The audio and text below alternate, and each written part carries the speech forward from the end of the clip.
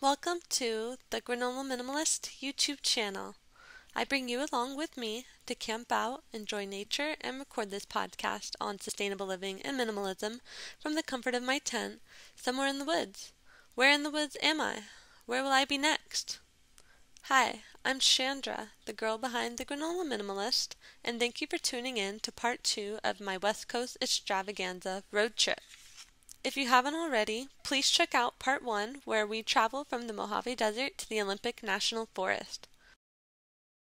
This is the route we originally planned to embark on from Washington to Las Vegas and camp along the way.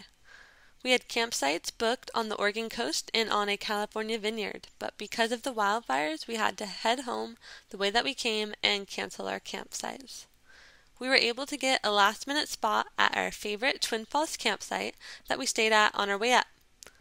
The wildfires that rerouted our trip fell under the Natural Disasters Refund Policy on HipCamp. By clicking here to submit a request, I got a HipCamp credit, which I then used to book my next camping adventure. Minimalists live below their means, so what minimalist would I be without a budget?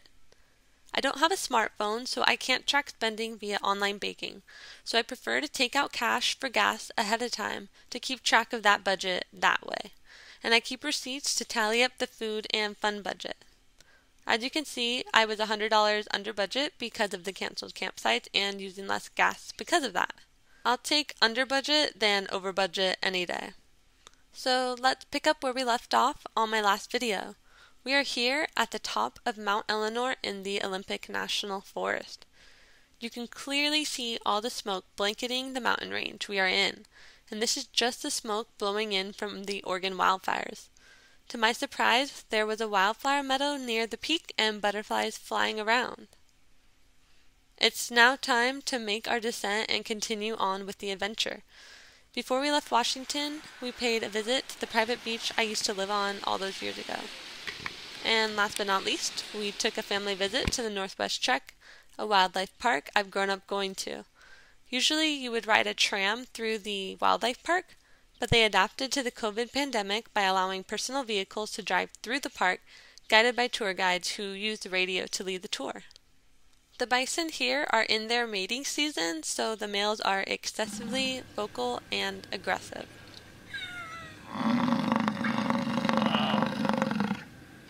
Stay away from my way. I know. Oh my God. Finally, it's time to pack up the Fiesta and carry on to Twin Falls, Idaho.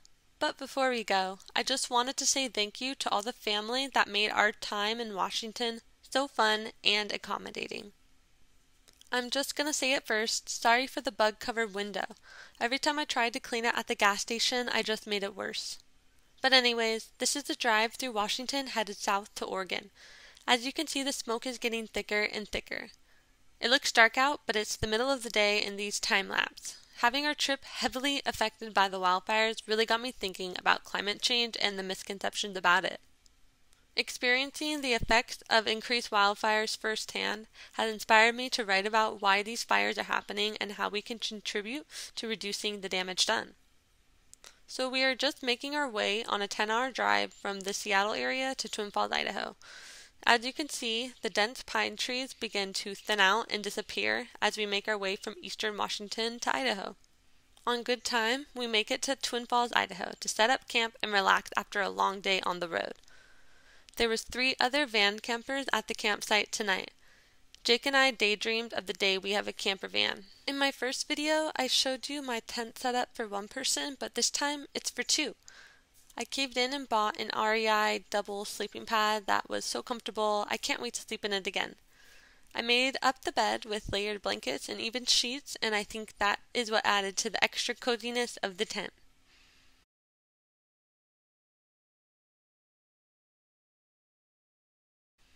We watched the sky change colors as the sun set. That sounds like a good night to me.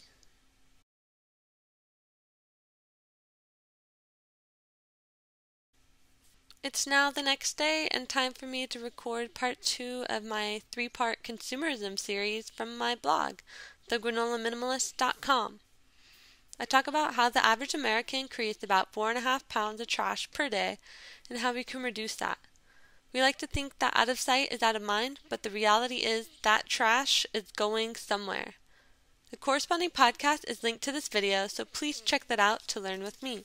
Thank you so much for coming along with me on this 9-day West Coast Extravaganza. Until next time, take care.